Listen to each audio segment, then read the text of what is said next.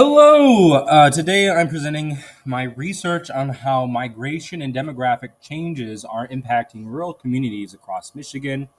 We'll explore why some rural towns are growing while others continue to decline, and the role that geography, policy, and community factors play.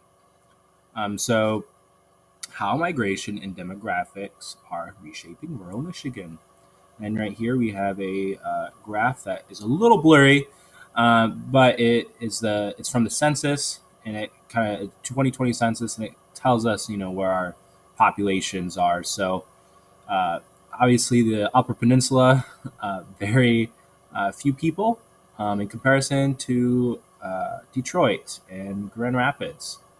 So on to our next slide. So the central question driving my research is how are migration patterns and demographic shifts shaping the growth and decline of rural towns in Michigan, and what geographical factors show why certain communities thrive more than others.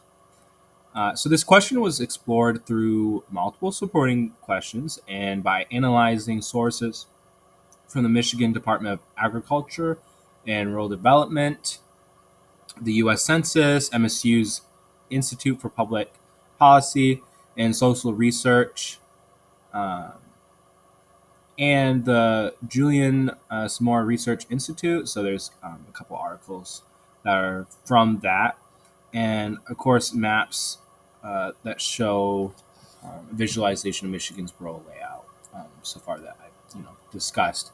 So like right here is another. This is through food security from the census. So you can see that high population, uh, there's more people to have food insecurities. So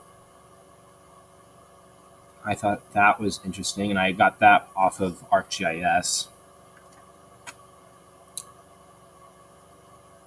So the slide this slide addresses the question why government policies or local initiatives have been successful or not in revitalizing rural towns. So one major example is the $1 million infrastructure grant from the MDARD, uh, and this aims to upgrade roads and public facilities. And as most Michiganders know, roads are a big thing. Potholes are a big problem in Michigan. The Michigan Department of Labor and Economic Opportunities, MDLEO, supports long term economic development by working with rural task forces. Additionally, the MSU's College of Education's roadmap for state policy outlines gaps in broadband, early education, and teacher recruitment that still limits growth in many communities, especially those far from urban centers or just from cities in general where if you live where I live, you have to drive 20 minutes to go to a the closest Walmart. And for places like Lansing, you don't have to drive there. You probably can walk to the nearest major grocery chain.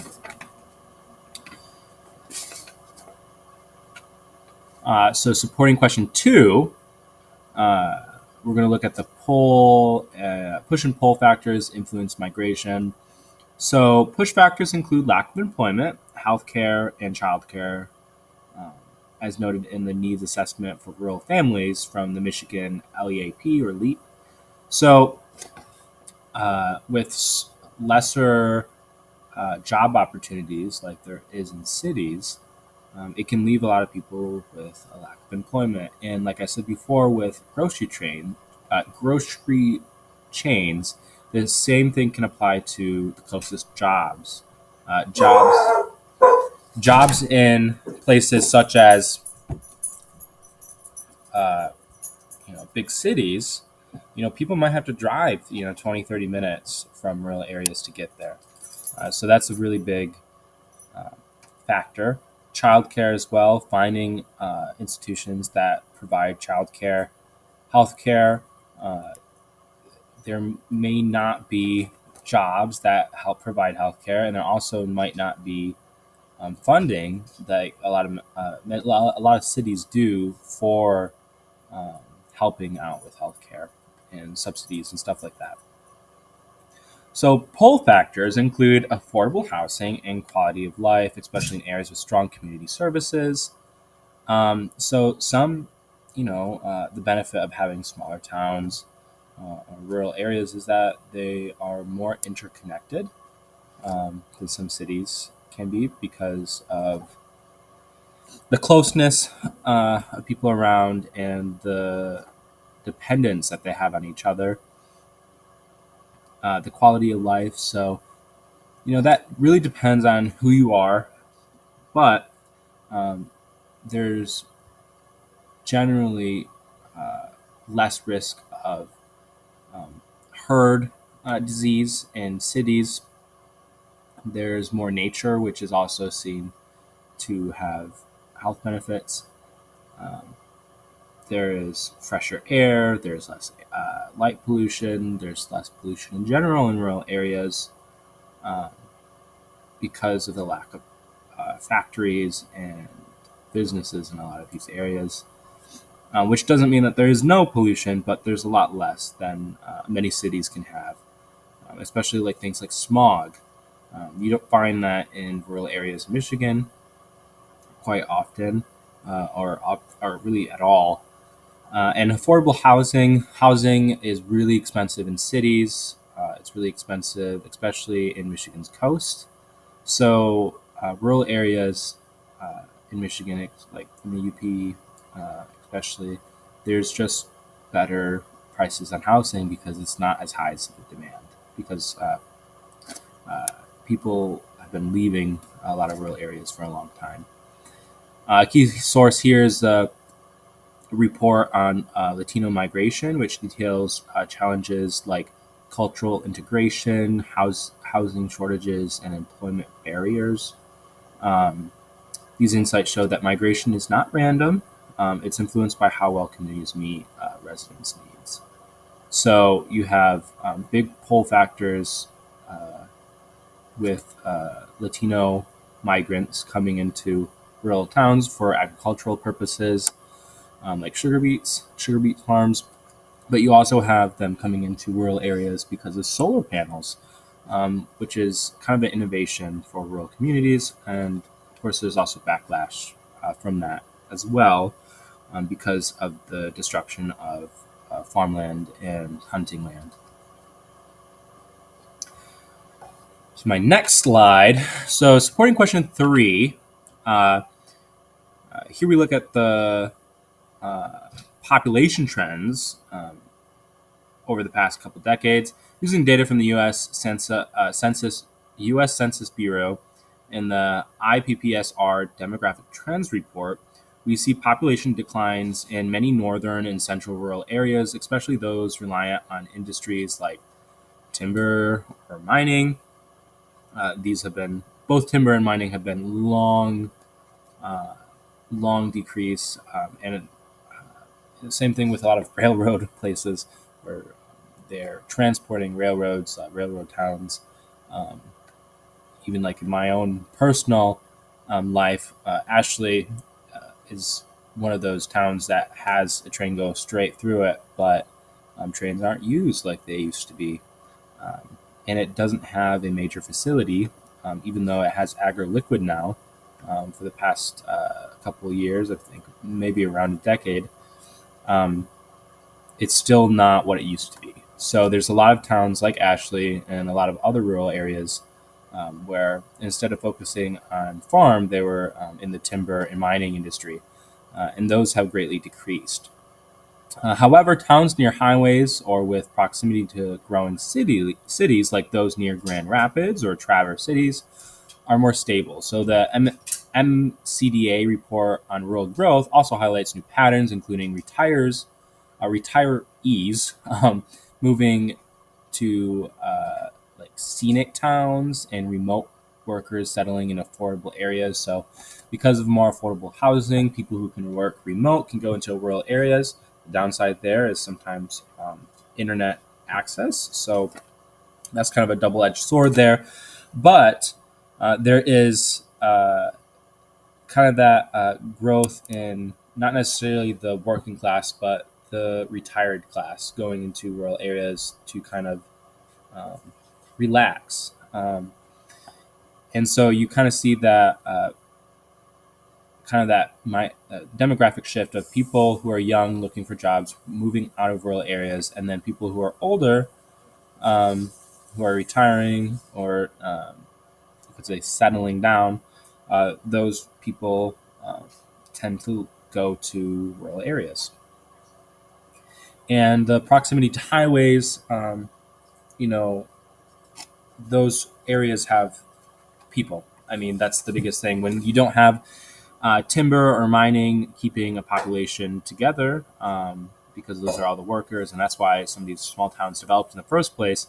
You have highways that can provide services to people for like gas stations, food, like McDonald's, Dollar Generals, a lot of franchises.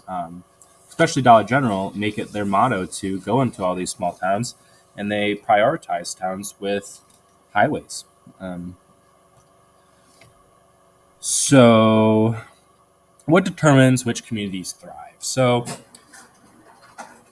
uh, when we put it all together, it becomes clear that rural growth is tied to geographic proximity to cities. So, and that includes like their urban areas, their urban resources, and economic diversification. If you're only in timber mining, it's not going to be good for you, and that you can see that in a lot of communities that are struggling, where their economy was based on timber mining. It's not going well. So another thing is the state support for education and infrastructure. There's a lot of rural areas that don't have the support that they need, that are struggling, um, and those areas are um, in need of financial support. And so, some of these places where they have educational funds, um, it creates more incentive for people to be there, of course, and people to have their children in those schools, better education, and better overall long term investment into those buildings. So the conclusion is trying to find my my paperwork. Sorry. Back into the other side. The close up fiscal report on Pine River Township. So this is like an MSU um, specific uh, like case study. This is an example that shows how investment and fiscal planning helped an area grow modestly while neighboring towns without such planning struggled. So that's just some support for that. So for the conclusion, uh, there is Michigan rural towns are changing in very different ways. Some are thriving thanks to proactive leadership, government investment, and their geographic location to cities, of course. Others are shrinking as younger residents leave and few incentives remain to attract new families. There's no jobs, um, and so people that need jobs have to move out of those areas. Um, from demographic data to policy evaluations show the revitalization is possible, but it requires a target support and local leadership to be sustainable. So that leads me into taking informed action. There's a couple things that we can do, um, or I could do, as someone who cares about the future of Michigan rural communities because I lived one. Um, I still live in one. I believe action is definitely necessary to be had. And I think that the action that has been set forth is good, but it definitely needs improvement, especially in the application. So, one step would be to start a campaign to raise awareness of the needs of rural towns, especially like broadband, early childhood education, and housing. So, uh, like because rural towns, as we explored in our own class, have a lot of the times less access to media. Using kind of what we have social media to promote that and get a large following from uh, rural communities across Michigan to kind of band together to create a movement because we don't have the sheer numbers in each town to have this kind of impact as a lot of urban areas. Another idea is to write letters or social media posts to state officials using stats from the MSU, the MDLEO, the U.S. Census reports to argue for more funding in declining areas. Even small action can help push policies to make a real difference in people's lives. And those people's lives include people like me. And Mount Pleasant is not exactly the largest town. Um, and you can see how it's successful not only because of the college being there, but it also, like I said earlier, is right on a highway, um, or at least a large road that gives lots of people to access to gas stations, food, and so it has an economy that is good, and it has a good education system, especially with college being right there. The high school and middle school has access to lots of resources from CMU. So it's kind of a community that is an example of a thriving one. And so, looking into other cities, we have to try to implement real change and real plans. And I think awareness is the first way to start with that. So that is the end of my presentation. Here's my references. I had 10 different references. So thank you for listening and have a wonderful day.